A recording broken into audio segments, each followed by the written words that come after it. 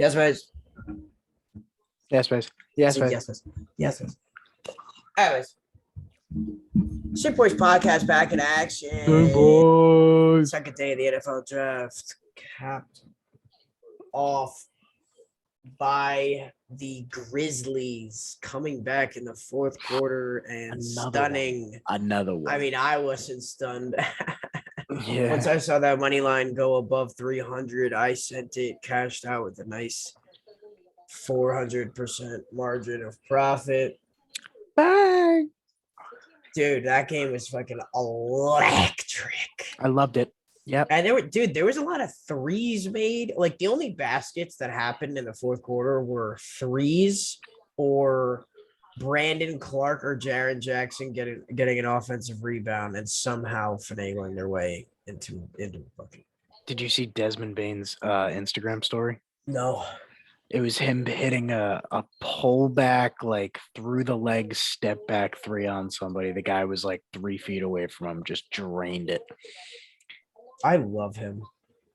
He has big time Poole vibes, Jordan Poole vibes, where it's like I feel like they were. It wasn't Desmond Bane from the G League or whatever. This is his second year. He might have spent like maybe a couple weeks in the G League, but he wasn't like Jordan Poole was a little bit different. Jordan Poole was end of the first round. Dude, I gotta look up when Bane was selected, but go ahead. Either way, I feel like they both weren't like super highly touted. Maybe Poole was, but come up in their second year and they're the fucking man. They're fucking hitting everything. They're big time scorers in big time games, you know. Dude, Desmond Bane was drafted 30th overall. So actually after when Jordan Poole was picked. And it looked like he played all of last year. I mean, he averaged like 20 minutes a game and 8 points. But all right, well, my point was almost completely on point where it's coming up in their second year, play a huge role on the team. Yes, the Baniac going up buck wild. 5 dingers tonight, needed every single one of them. I think he had 24, maybe more. Dude, I don't know. On a side note, I don't know what was up with Ja Morant, like just ignoring the fact that he was guarded by 3 guys, like per possession at the end there, and they weren't even shots. They were blocked or taken away from him. He was taking the ball to the cup. He was in the paint. He was surrounding himself with guys that were on the other team. He could have been like maybe like he was kind of just driving and hoping like he would draw a foul or like he would hit somebody as he's going up to fake a shot or something, and nothing was clearing up because they would just pound the middle on defense. It's also like most of the time he was doing that, he was being guarded by Towns, and Towns was able to stay in front of him, even with the pump fakes and stuff like that. So once you're in the paint and you throw up 2 pump fakes, you don't really have much time to make another decision aside from either shoot or pass in that instance, no matter what look you have. So I don't know. A couple guys hit big shots. Clark, Jones, it was definitely a team effort. I just wanted to bring up Pat Bev, dude. He seemed like he was hitting shots in the beginning of the game. And just personally, I noticed he wanted the ball in the big situations, especially that wide open 3 where he definitely traveled. But yeah, he caught it like yeah, so he missed that big 3. He missed a couple other shots. It seemed like he really wanted the ball at the end of the game, being the seasoned playoff vet that he was, but he wasn't hitting shots and he almost like let the team down. Plus, I think you and me are like just have become naturally like certified cat haters. I hate flailing activity of any kind. Like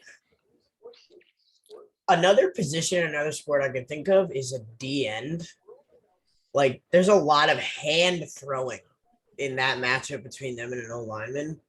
And guys that, I don't know, it just bothers me, dude. If I can't see exactly what moves you're making, it pisses me off. But in basketball, flailing is like Russell Westbrook, is like I mean, Oh, I it's guess very now common, dude. Towns. It's very common. No, but it's more common in those two guys. That's why they're not able to be efficient, dude. What? The Coyotes won. It was in the stars for me tonight. I should have taken. I literally said, "Jack, do you want to ride the Yotes with me?" I was You like, should "Yeah, have said yeah." "fuck you" after I said no. They're plus 1100. Actually, no, they were plus 1100 in the first period with 13 minutes left when I checked it the first time, and then they were down 4-1. They were in the down middle of 2 the at that second. point, I think, when you Yup. first checked it. They were down 2-0 at one point. But Should have taken that one. anyway, that was big time one that got away, especially because we love riding Yotes dogs. Yeah, last game of the season. Um That would have been a nice send off. I want to keep going in on this Memphis game, dude. Dude, I mean, I could just quickly touch on. So I think it was in last night's pod that I specifically mentioned, like, I'm tired of putting money into these 5-leggers and like being right 80% of the time and getting absolutely 0% return on my Mhm. bets. So I put in 2 straights today. One of them was a live bet, and then I put in a Tyus Jones weird parlay. It was his points, rebounds, and assists combined. I saw it was only at 13.5. I was like, I know this guy can hit like 3 threes, and he only needs 2 boards and 3 assists or whatever else the rest of the way. So I was like, I'm gonna fucking send it. And that's exactly what happened to the It T. barely hit, dude. And then, dude, he handles the ball so much, like, Yeah, and he does. and his turnovers was 0.5. So I was like, that's a good play too. So I parlayed those two. I think it was only like plus 260 or something like that, but that one hit. So I went plus, I think I don't want to say numbers, but plus 300% today. That's a fucking awesome, dude. But I don't know. I'm definitely gonna be taking baby steps moving forward. So I just wanted to say that. The Grizzlies, though, only have one day off before they have to face off against the surging Warriors The in game splash one. triplets. Dude, the Celtics series opens on Sunday at 1. Sunday's gonna be amazing. Sunday's gonna be fucking phenomenal, dude. I mean, We're hammering baseball tomorrow. I have no idea what picks we're gonna take, but It's CinqBoys baseball opening day. yeah, I like that. Dude, Brandon Clark, you brought up earlier in the series, and especially going into tonight, I think. Dude, double, 17 points, 11 boards. Jaren Jackson had 14 boards. I mean, Jaren Yeah. Jackson, I think, had 5 fouls with like maybe 5-6 minutes left in the fourth. I'm surprised he didn't foul out. But Yeah, I think that as important as guys like Morant, Brooks, Spain have been in the series, especially scoring, I think Brandon Clark won them this series. With his tenacity down low. Jack, during the game we were watching it, you specifically said this guy doesn't have a single offensive skill like outside of like 5 feet around the rim. And that's 100% true, dude. I mean, I've seen him hit like the occasional 10-foot jumper, but even that, like, you're right. He doesn't, but he doesn't need that, dude. he's a total rim He's runner, and he's he's a an athlete, and he obtains rebounds athletically. that, and like when you don't think he has a chance to get it, dude, he's a very skilled rebounder. Like, I don't know. Some guys just like know. I don't really know the ins and outs of rebounding, but like Jokic obviously has the height. Clark doesn't have the height, dude. No, he doesn't. He's just fundamentally sound, I guess, and then athletic to polish it off. But and then he's able to score, dude. He hit his free throws tonight.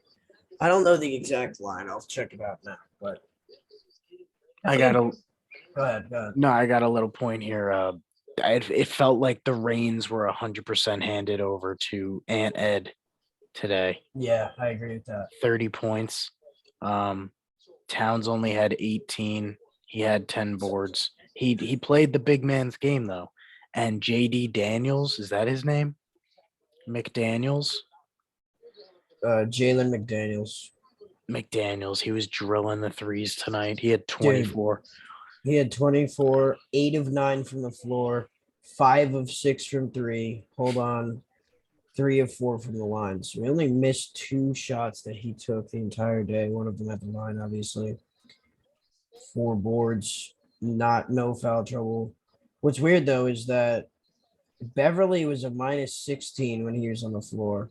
McDaniels was a minus 10 when he was on the floor. The rest of the team is either in the plus or the highest one is minus 6. It's kind of weird. I thought that both those guys had solid games. Guess not. Guess they really were. I don't know. McDaniels is like, dude, I think that this series especially was a showcase for the younger guys that weren't. These are both very small markets, dude. Like, and these young guys definitely put on a show between Edwards, McDaniels, Beasley showed out a little bit this series, and then pretty much anybody you could name on the Grizzlies, except for Jaren Jackson, because he was on the bench most of the series with all that foul trouble. This is gonna clearly separate like roles for these guys going forward. Like McDaniels is gonna get more touches as a 3 guy coming off the bench. He's more and more of that. Edwards is gonna be the number 1 guy next year, like by a landslide. That's a pretty heavy statement, dude. Dude, I think Cat has like a total ceiling. He is so up and down with his point scoring. He could foul out anytime. He's a snap show. Edwards was consistent these playoffs, dude. All right, dude, I like that take, but I don't think it's realistic. Like, just because a guy had a good series, I mean, obviously he had a great season and a good series, but dude, Towns is 26 and Edwards is only 20. Like, it's not going to be a situation where they're like, all right, Edwards, you make all, like, you're the guy we go to in every situation, like Job. You know what I'm saying? Like, No, I 100% get what you're saying, and I'm just trying to defend myself here. So I make a lot of reach statements about the NBA because I don't know too much about it. I'm still getting back into it. yeah, I'm probably going to do the same with the NHL once we get rolling into the playoffs. But, dude, I mean, we're going to do the NBA playoff prediction tomorrow for round 2, as well as the NHL playoff prediction. But I want to move into the NFL for right now. Well, What? yeah, I wanted to do my picks, bro. Oh, I'm sorry. I only took 4 picks, but I did take one for the Grizzlies game, so I guess that would be 5. I took Grizzlies minus 1.5 plus Desmond Bain over for points. His points was set at over 21.5. Cha-ching. How much did he have? I think he had 23, 24. It's right here in front of me. I don't know why I don't know. 23. Yeah, he had 23. So that hit, I think that was like a plus 230. And so I'll hop right into my picks for the NHL. I started with 3 picks, and I thought these all 3 were hammers. I would have went positive if I just stayed 3. But then I saw Columbus. Columbus played Tampa last night. They beat them 5-2, I believe. I saw that they were going to Pittsburgh, and Pittsburgh was a playoff team. I imagine they'd be sitting their guys, and Columbus would be all fresh, all guys wanting to prove, like, bring up young guys, try to bring energy, play as much as possible. Pittsburgh smacked them around. I took Columbus at plus 340. Big L. I don't know why they were such heavy dogs when every other game was pretty tight with the line. But my original 3 picks were Detroit winning in New Jersey. They did. They won 5-3. I think they never lost the lead, but it was tied twice.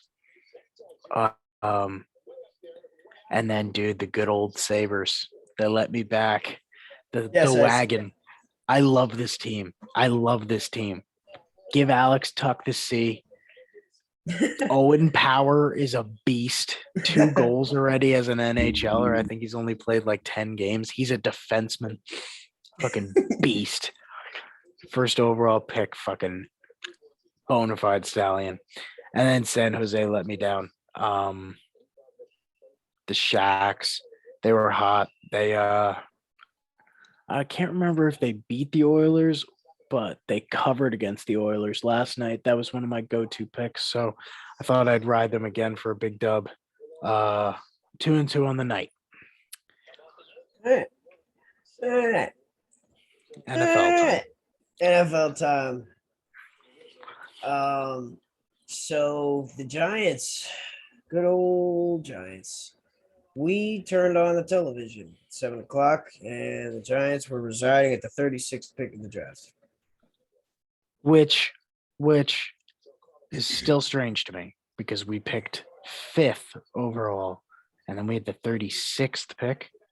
Wouldn't that be the 4th pick? Dude, I don't know. There's also like 42 picks in the second round or the third round. Dude, I don't know. But I don't know why I'm looking at this because I don't have anything written down. Oh, no, I do. The Giants traded the 36th overall pick to the Jets. They traded back 2 spots. They picked up a 5th rounder in the process. Absolutely beautiful move. Mm-hmm. And then the Giants went right ahead and traded that 38th pick to Atlanta for the 43rd pick. And with the 43rd pick, they picked that receiver. Oh, yeah, Wandale Robinson from Kentucky. Which I don't think any of us saw coming. I thought we were going definitely one of those big name linebackers, I believe. What was it, Dean and Ojabo? Yeah.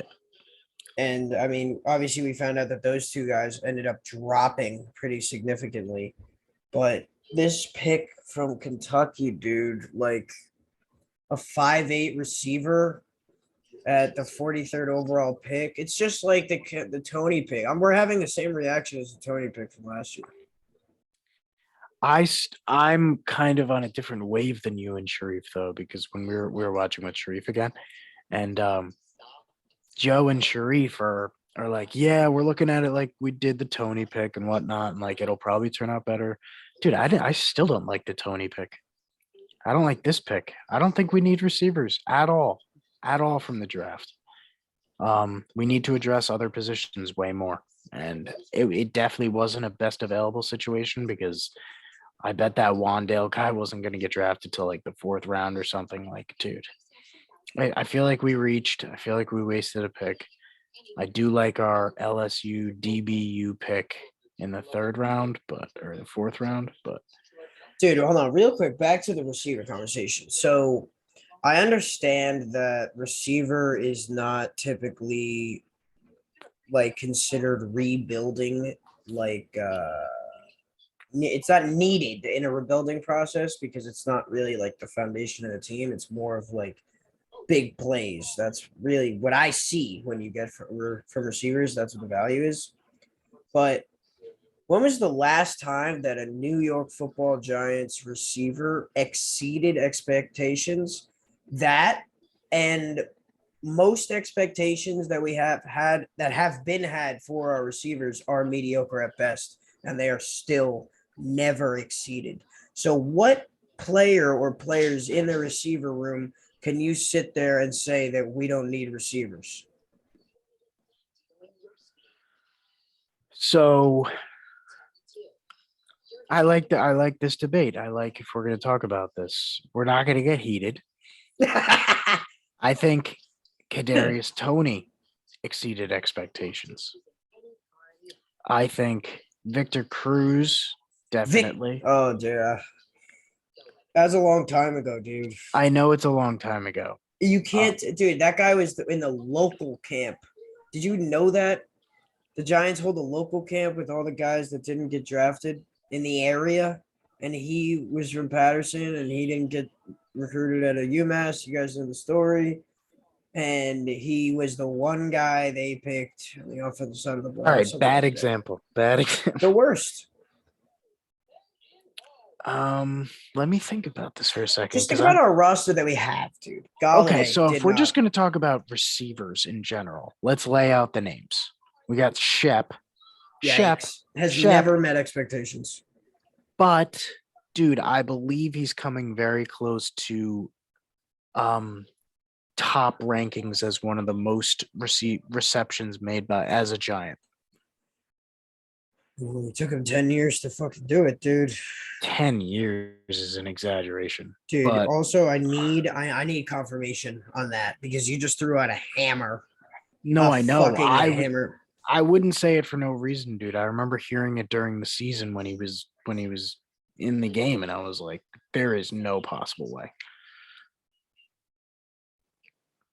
Dude, what receiver did we have last year that we don't have anymore? Oh, Ingram. So what I have right now, a list of 5 players that I don't think any of them met their like if the coaches and front office laid out expectations for or goals like yards, catches, touchdowns, I don't think a single one of these guys met their expectations. Shepard, Galladay, Slayton, Tony, and Ingram. There's no fucking way that any of those guys met their expectations. I mean, Tony was hurt. Everybody was hurt for the most part, but when they were in, 3 catches for 40 yards is not really going to win you any awards. You know what I'm saying? All right, I can't. Yeah. I know. Shepard has caught at least one pass in 58 consecutive games he's played in. So that's something you tell your grandkids. That's not something that's going to win us football games. Shepard's 180 rushing yards are the most in Giants history by a player who primarily plays wide receiver. I'm surprised that wasn't Odell. Yeah, for sure. They never used Odell good. What the fuck? With I feel any like of those open field plays. I feel like the rest of our team was never good enough to execute a jet sweep to where he probably ran like 2 or 3 successful ones, but as his time is winding it down as a Giant, he was probably like 0 for 5, 0 for 10 on his last 10. Tackle Unlike for jet loss. sweeps. That's Like, when I think of any type of play that starts in the backfield for the Giants that isn't, like a direct handoff. I'm thinking it's going to result in a tackle for loss. But I agree. This is now I want to move into the plus side of the pick. With Tony and this guy, dude, that's a lot of open space, like options, dude. They could split them on both sides of the field. And you have to be able to match that, like have that guy guarded closely. Otherwise, once he's in open field against, the middle of the pack linebackers.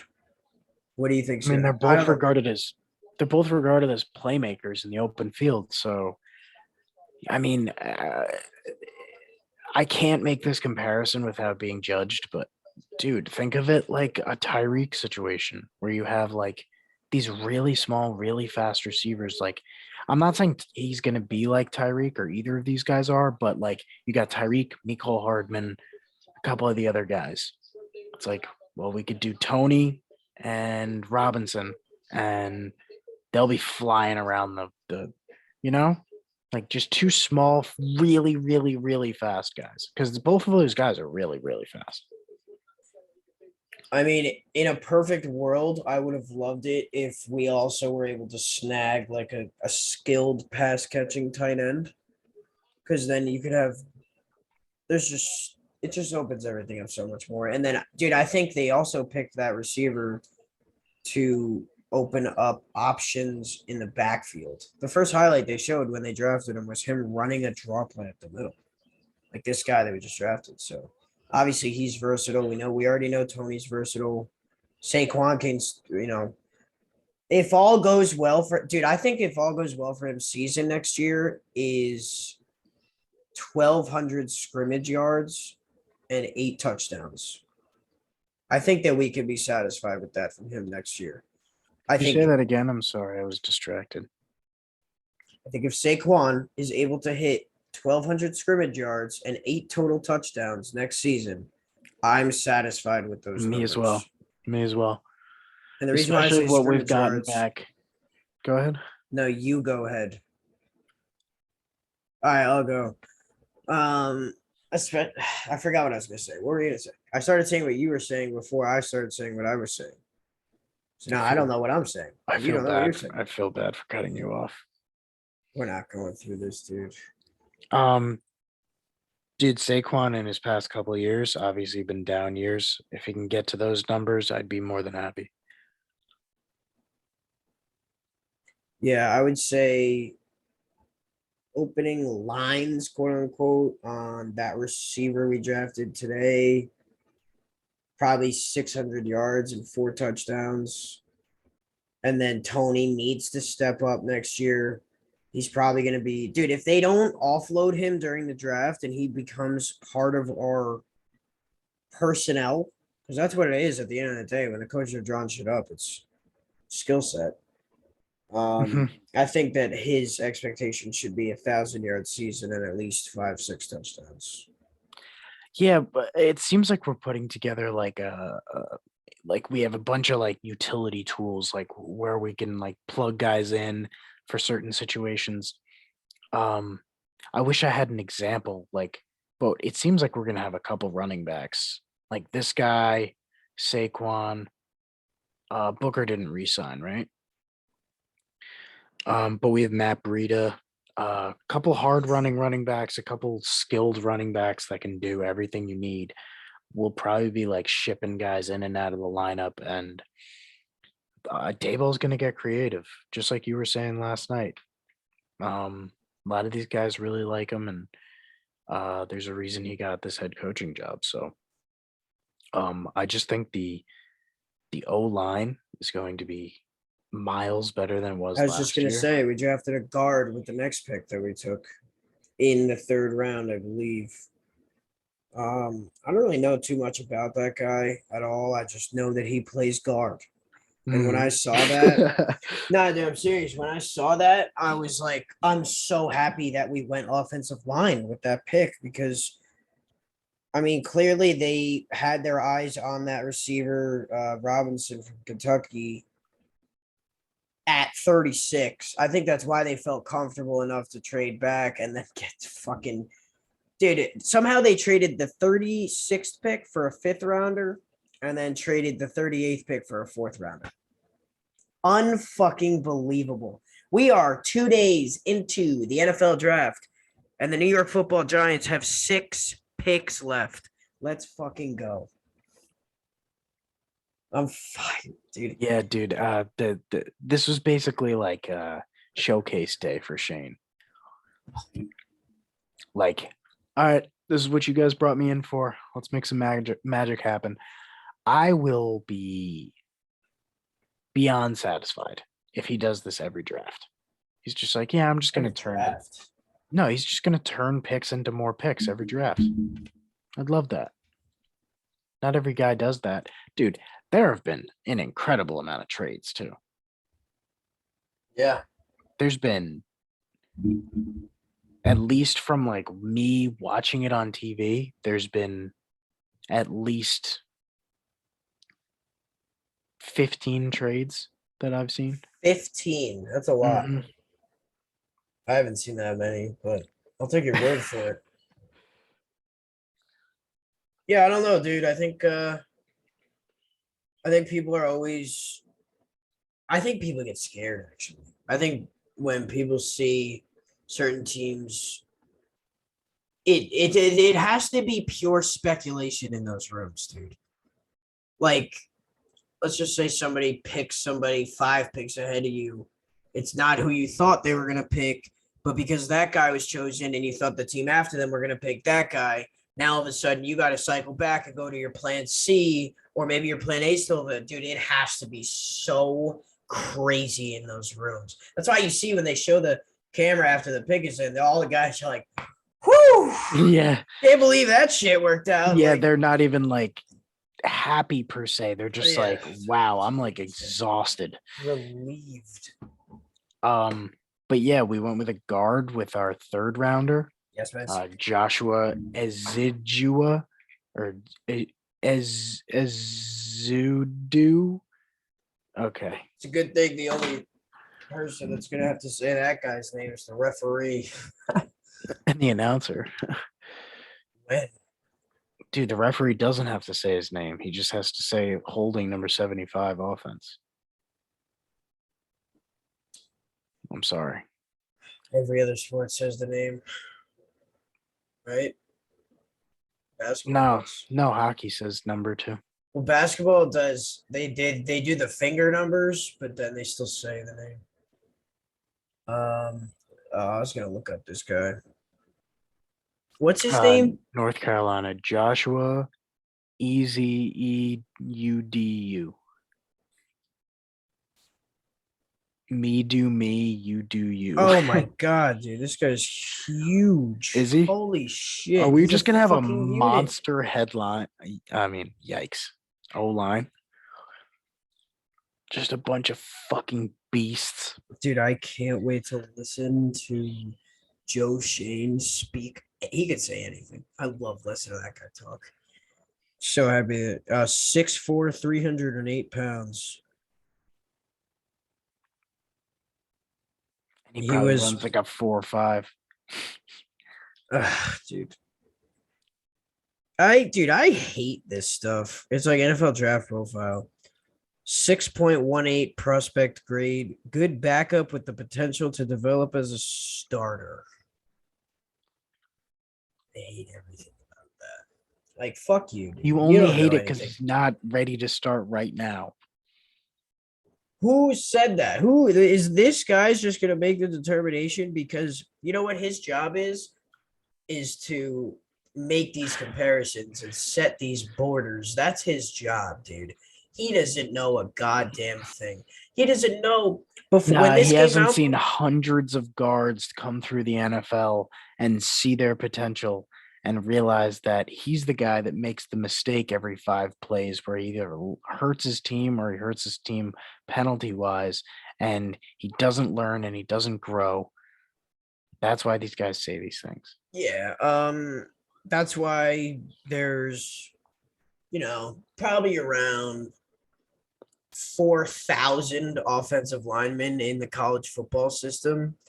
And this guy is one of the 10 that was picked. Yeah, dude, this guy's constantly causing his team penalties, giving up sacks, can't block anybody in front of him. Yeah, dude, that's why he was picked in the 3rd round of the NFL draft. Of course, this guy knows everything about every lineman that's ever come through the draft. How many times, dude, you know what I'm going to do now? I'm going to go on a mission to find out how many times this guy was blatantly wrong about especially offensive linemen. All right. I hate pre-draft ratings. You don't know the fucking coaching situation he's going to go into, the teammates he's going to have on his side, the guys he's going to have in his ear in the locker room. You don't know any of that shit. Guys, get ready for this during the NFL season because Joe likes to paint himself as the good guy, the optimist, but he's a psycho. Joe, are you looking at the Bucky Brooks one that I'm looking at too? I'm looking on NFL.com and I'm gonna find this guy's name right now. Is it the analysis by Lance Zierlein? I don't know, dude. Player bio.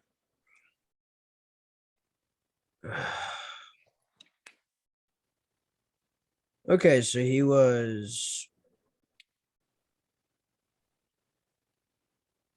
played 3 at right tackle, 7 at left guard in his 10 starts last year. 3rd team All ACC. Honorable mention All Conference. Seems like people recognize this guy for his good performance on the football field. Dude. I'm going to look that guy up and give him a piece of my mind.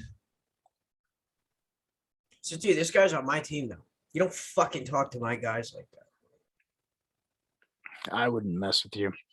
Giants' 81st pick was Cordell Flott, LSU, DBU. Let's go. That's nice. Dude, I like this guy's frame. Is he tall and lanky? Google him. What's his name? Cordell Flott.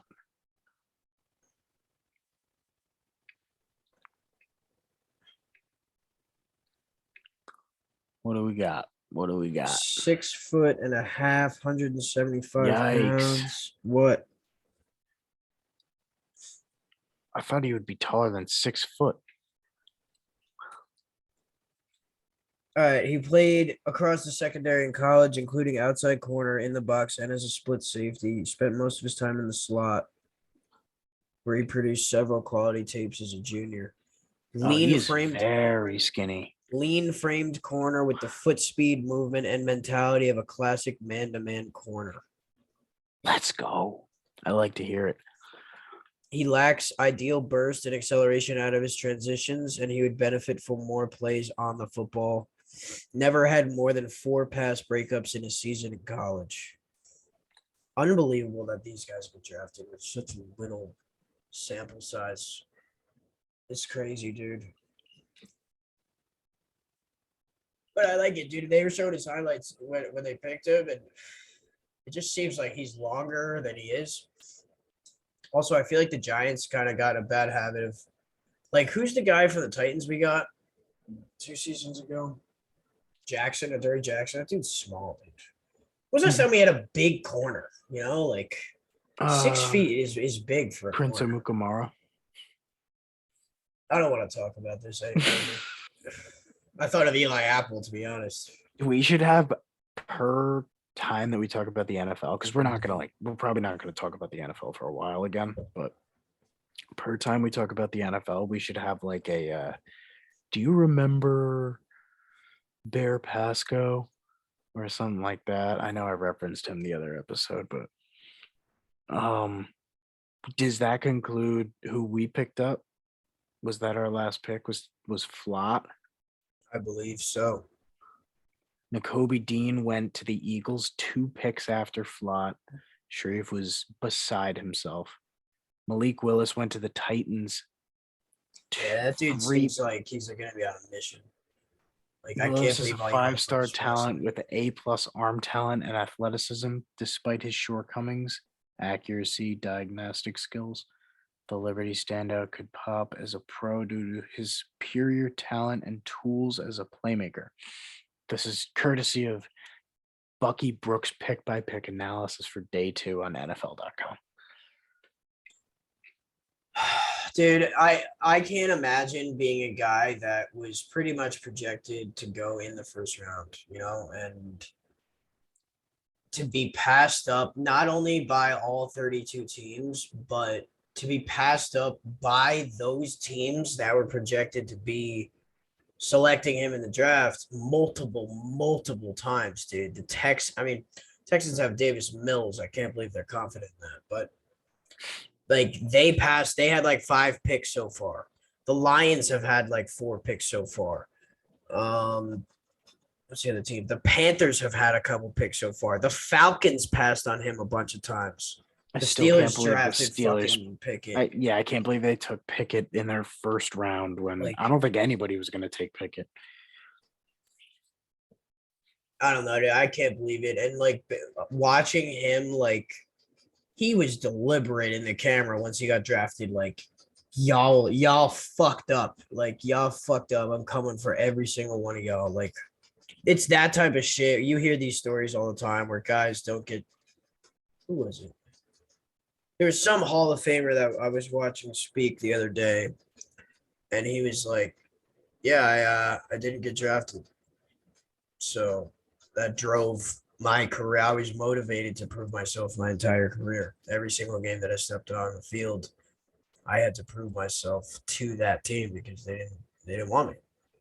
So I don't know, dude. I think Malik Willis is actually my favorite to be the best quarterback out of this draft. But I mean, that's pretty easy considering none of them went in the top 19 picks. So only one went in the first 2 rounds. But you got anything else? buddy. Matt Corral went to the Panthers. Who was the other quarterback? Desmond Ritter. Where did he go? Falcons, dude. To the Falcons. Desmond Ritter was. I'm pretty sure he was predicted to be the Heisman winner last year, and he's definitely underachieved. So, I mean, that's why he was taken so late in the draft, I guess. But apparently, that guy has a shit ton of potential himself. So, we'll see. We'll see how it plays out. I like the pick by the Falcons. The Steelers, dude. The thing about the Steelers is they have a lot of talent on both sides of the ball. Both sides of the ball. They have a bunch of receiving talent. They just got Najee Harris last year. If what's his name? Pickett can be average and create plays with his legs a little bit more than Big Ben last year. They're fine. And they drafted Pickens. They have Deontay Johnson, Claypool, Pickens, Najee Harris, Freiermuth. They have a great defense still. I like the Steelers to make the playoffs next year. Dude, they just have they just have the Ravens. The Browns are probably gonna suck. Like, I know they have Deshaun Watson, but like, I don't know, dude. They don't have receivers anymore, I'll tell you that. But the Bengals are actually really good. Never mind.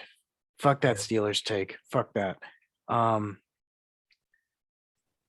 Dude, chill. Why are you looking at me like that? Shut the fuck up. Dude, you also got the AFC West with the Chargers, the Broncos, the Raiders. The Dude, Chiefs. the Chiefs. There's no fucking shot the Steelers are making the playoffs. Put in a 5-cent bet right now. Yikes. Yeah, you don't want to be staring at that for the next 6 months in your bet slip. But it wouldn't make it. Yeah, dude. Cash out that 5 cents. Dude, I almost cashed out all of the fucking ones that I already put down. Yeah, I'm definitely. I still have is the Boston triple. Dude, if I see what's gonna happen if Boston loses on Sunday, that cash out is going to drop. It's $20. And if the Bruins lose on Monday, exactly, dude. Like, I don't know. It's obviously a long shot bet. The odds are like plus 35,000. No, they're not. They're definitely more than that. But I'm so effing excited to talk all the matchups tomorrow. Yeah, dude. So am I. So let's get some shut eye and wake up tomorrow. Dude, how do you feel? I don't know. Wow. Okay. Jack does not know. Maybe that's a bad sign. Dude, it's just I felt like pretty foggy all day. Like I can't really focus on anything. But I don't have like nausea or like a headache or anything. Jack has COVID. I do. May of 2022. Ow! Buster figured out how to jump onto my feet, so I'm fucked. Seriously, I thought I outsmarted her. It's impossible to outsmart pets. Just wanted to throw that in there. I outsmart Boo on the daily. Yeah, but she's been challenged. Buster's a child. She still has a lot to learn, and she knows it.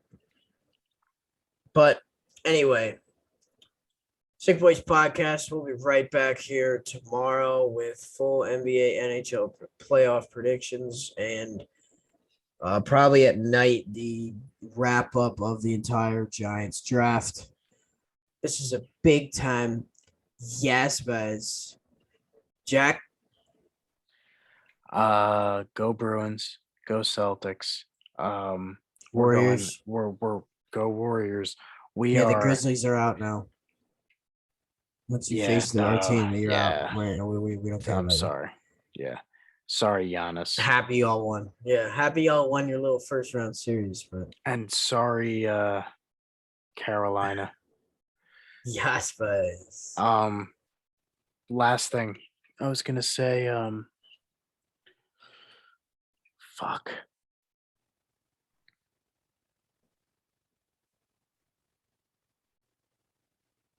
CinqBoys Pod. Follow us on Instagram. Also on Instagram, CinqBoys. And follow us individually if you want. We don't post anything, so that'd probably be a waste of time. On Instagram? When was the last time you put up an Instagram, bro? Mine has to The be over a year. story. Oh, dude, my last Instagram. No, Oh, not you're the talking about fucking. our You're, personal God accounts? damn it. Dude, Yeah. I don't even want anybody to follow my personal account. Yeah, yet we say it on this podcast when we close every day. All right, don't follow us. No. Do not follow us. We're Don't switching up. follow us on Instagram. Don't follow us on Don't- Instagram. It's not worth your time. Just follow the page. Yeah, Don't follow us. yeah. This is CinqBoys signing off. Follow us on Instagram. Or don't. It's really your call, but Yeah.